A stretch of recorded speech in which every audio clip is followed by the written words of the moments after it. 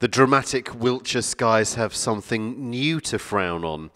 Its roof needs grassing over, but inside the stone corridors are complete. The Long Barrow's creator Tim Daw has sunk a fortune into his dream to give people today a Stone Age style resting place. So far, more than 10% of the spaces are already booked up. It's that connection with our ancient landscape of here that this is sort of the nod to the history of the area. Other people are local and wanted something that was a real landmark in the area. And they aren't maybe particularly religious and the churchyard wasn't right. They just wanted something very special. There are more than 300 shelves, or niches as they're known, and the first has already been taken up. Carol Gray died from breast cancer aged 48 2 years ago.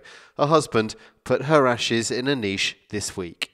It's kind of simple but tasteful, and you know the actual Longbarrow itself isn't sort of like a fancy cathedral. It's kind of rustic and rough, but I think she'd have been overall pleased. It cost around £200,000 and took about 7.5 months to build, and this is the first Long Barrow to be built anywhere in Britain for 5,500 years.